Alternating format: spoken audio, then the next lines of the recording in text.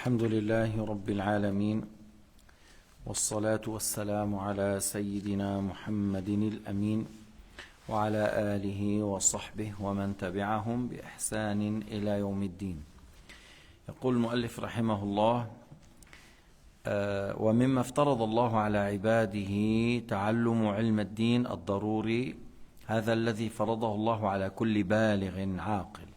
Alors, parmi les choses qu'Allah a rendues obligatoires sur ses esclaves, la science, on dit obligatoire ou la science nécessaire, qu'Allah a rendue obligatoire sur toute personne pubère et sain d'esprit. C'est-à-dire, on dit que celui qui est pubère sain d'esprit, il doit avoir cette science pour la croyance, connaître Dieu, même sur les non-musulmans, ils doivent connaître Dieu. On dit ils doivent connaître les 13 attributs. Et si on parle du musulman, on dit voilà, par exemple, il doit apprendre encore comment prier, comment jeûner, comment payer la zakat s'il a un seuil.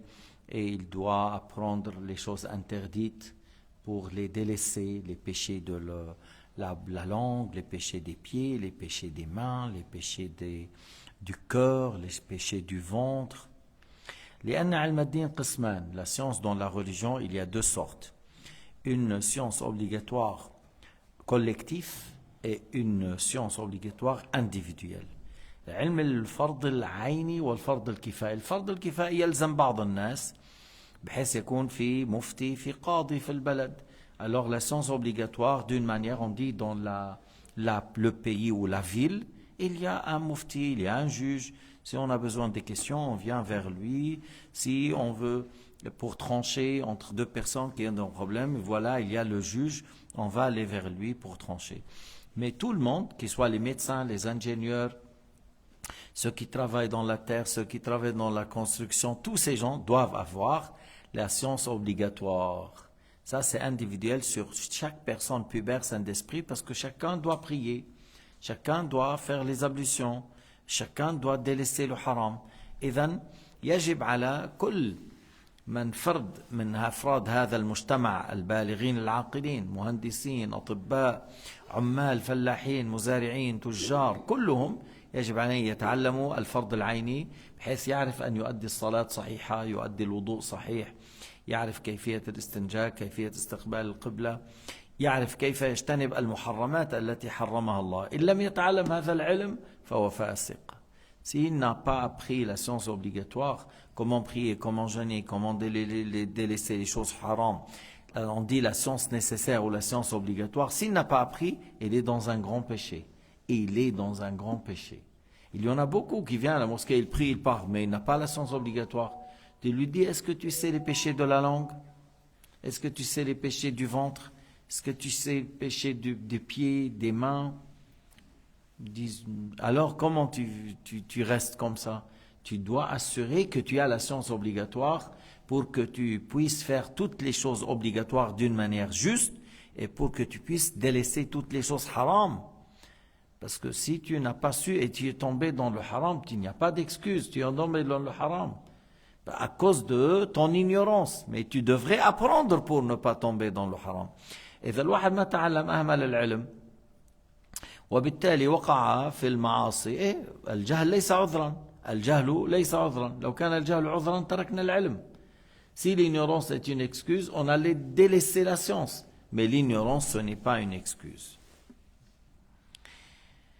فمما يتعلق بالعقيدة, il y a des choses importantes au sujet de l'aqida, il y a des choses importantes au sujet de la prière et la purification. هناك أمور تتعلق بالاعتقاد، كيف يكون الإيمان بالله ورسوله وأنبيائه واليوم الآخر والقدر خيره وشره. Au niveau de la croyance, comment on croit en Dieu, à ses messagers, au jour dernier, à la prédestination du bien et du mal. تؤمن بأن الله موجود لك الموجودات. Allah existe mais pas comme les créatures. Ils ne sont pas ces créatures. Tu vois, nous on a un début, on a une fin, mais Allah Ta'ala n'a pas de début, n'a pas de fin. وتوكل على الحي الذي لا يموت. Fie-toi à Dieu qui ne mourra pas, le vivant qui ne mourra pas. Nous changeons d'un état à un autre. نحن نتغير. Allah ne change pas. Le changement arrive aux créatures. التغير يطرأ على المخلوق. أما الخالق لا يتغير. Le créateur ne change pas. On dit chez nous سبحان الذي يغير ولا يتغير. Gloire à Allah, exempt de toute imperfection. Il fait changer les choses sans que lui change. Allah Ta'ala qui fait changer les choses, mais lui ne change pas. لأن التغير أمارة الحدوث. Parce que celui qui change, c'est une créature. S'il change, ça veut dire qu'il est une créature. Il change à la perfection, ça veut dire avant il n'est pas parfait. Il change actuellement à l'imperfection, alors actuellement il n'est pas parfait. Dans les deux cas, le changement, c'est un signe qu'on est des créatures et qu'on est dans le besoin. Celui qui change, ça veut dire n'est pas un créateur, ça veut dire il est dans le besoin, il est une créature. Allah, le créateur, ne change pas, il est parfait. La perfection de Dieu n'a pas de début, n'a pas de fin. Allah Ta'ala, kamilun bidhatihi wa sifatihi, azalan wa abadan. La yajuz alayhi taghayyur. يغير بالمخلوقات من غير أن تتغير مشيئته. Il fait changer les créatures sans que sa volonté عز وجل change. فإذن ويتعلم أحكام الصلاة. Il doit apprendre comment prier, les piliers de la prière, les conditions de la prière, ce qui annule la prière. يجب أن تتعلم ما يركن الصلاة مثلا النية مع التكبير والقيام قراءة الفاتحة والركوع والطمأنينة والسجود والطمأنينة والجلوس بين السجدتين. Le fait d'apprendre les piliers de la prière, le fait de dire Allahu Akbar au début, on veut rentrer dans la prière, on commence par Allahu Akbar en étant debout et dans la direction de l'Qibla. Et par la suite, tu dis Allahu Akbar, il faut la dire juste. C'est pas valable de dire Allahu Akbar. C'est pas juste. Il y a des gens qui prononcent comme ça, c'est faux. C'est pas valable comme ça. Akbar, c'est le pluriel de kabar, c'est le tambour. Est-ce qu'on dit ça? Non. Allahu Akbar, et par sa majesté est plus grand, par sa puissance est plus grand, voilà, par sa puissance et sa majesté. Après la récitation de l'Fatiha, il faut savoir comment réciter la Fatiha, et faire le ruku', l'inclinaison, et rester un moment avant de se lever, après le redressement, à l'atidal, et rester un moment avant de descendre au sujoud, à la prosternation, puis la prosternation, en étant une partie du front, une partie des mains, une partie des genoux et une partie des orteils sur 7 membres. Sur 7 membres. Et c'est sunnah de mettre le nez. C'est sunnah de mettre le nez. Puis, at-tumanina, rester un moment. Puis après, tu t'assois entre les deux prosternations. Tu t'assois et tu restes un moment. At-tumanina. Puis après, tu fais le sujoud. Et chaque chose, cela, et tu vas le répéter dans chaque cycle. Un raka'a, c'est un cycle. ويجب أن تتعلم أيضا المعاصي معاصي العين واللسان والأذن واليد والرجل والبطن ونحو ذلك. Et tu dois apprendre les péchés. C'est quoi les péchés de l'œil? C'est quoi les péchés de la langue, de l'oreille, des pieds et du ventre et l'organe génital? Tu dois apprendre pour savoir délaisser le haram. تعلمت الشر لا للشر إنما لتوقيه إن من لم يعرف الشر يقع فيه. J'ai appris le mal pas pour le faire, mais pour savoir comment délaisser. Certes, celui qui n'a pas appris le mal risque de le faire du fait qu'il ne sait pas. Il ne le connaît pas. Il rentre dedans, il dit après je ne sais pas. Alors j'apprends pour ne pas le faire, pour ne pas tomber dans le haram.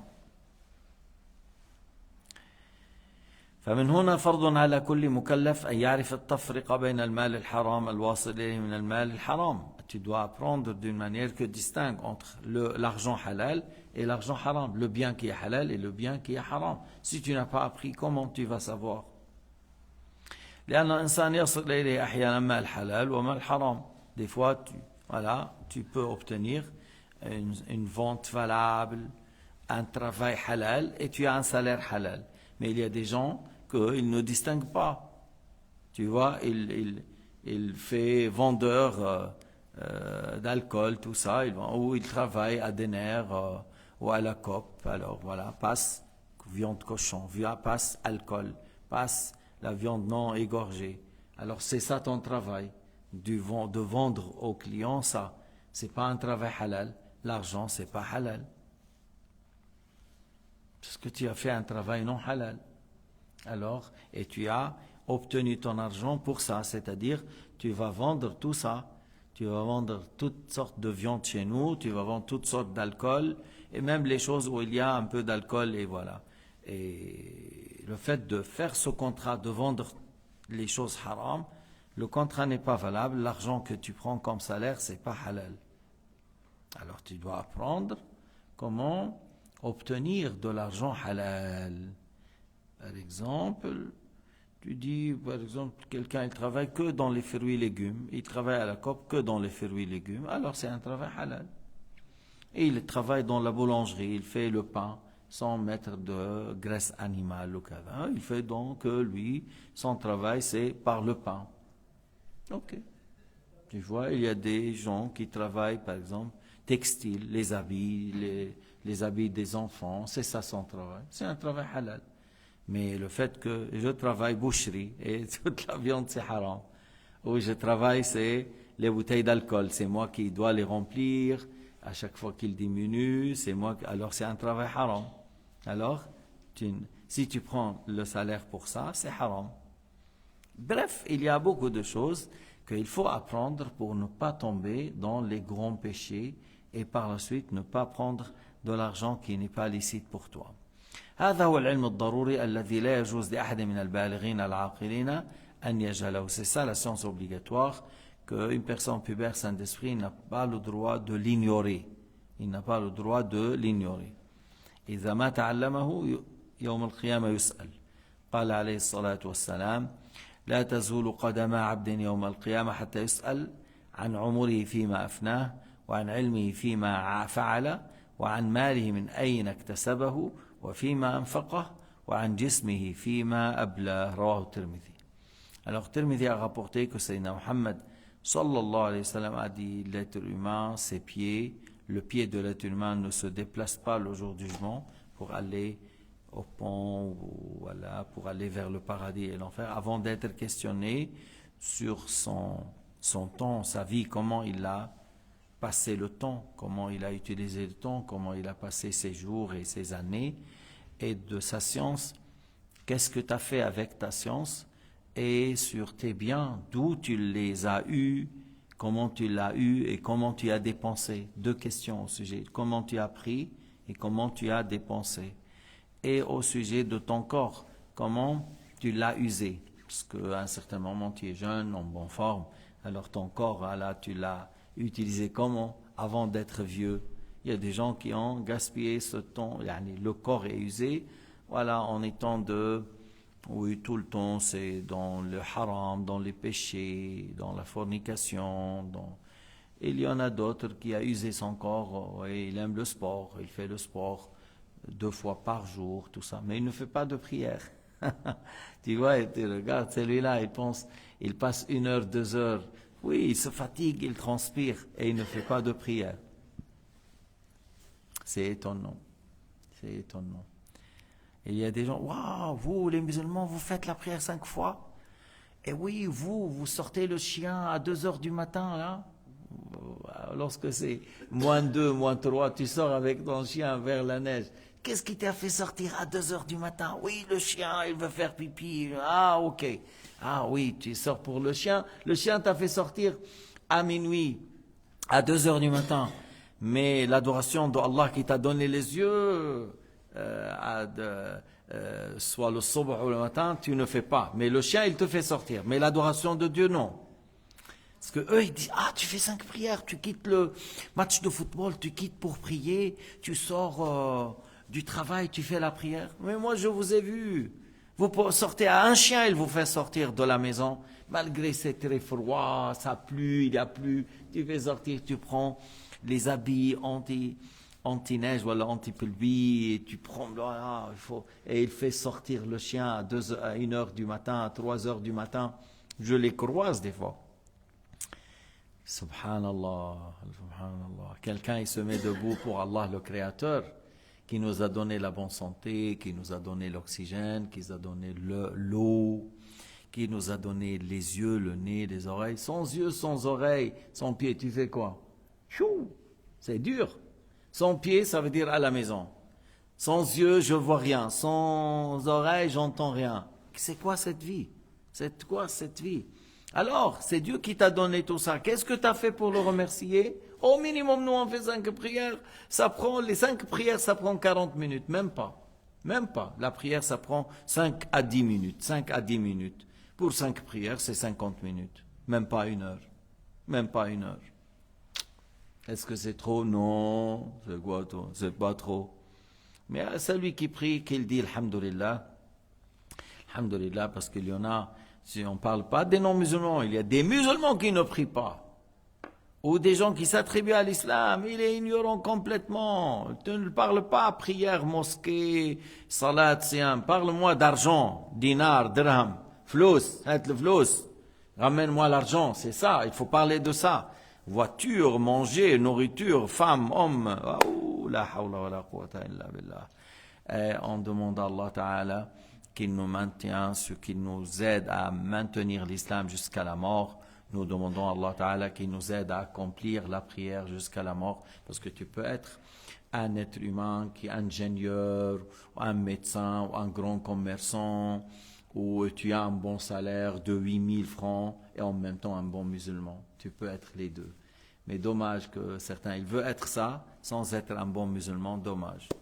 Parce que tu veux être un médecin ou un bon salaire ou vivre bien. Pour combien? Vivre bien ou un bon salaire, j'ai tout ce qu'il faut. Pour combien? Pour 100 ans et après la mort, la tombe, après l'enfer. C'est quoi cette vie?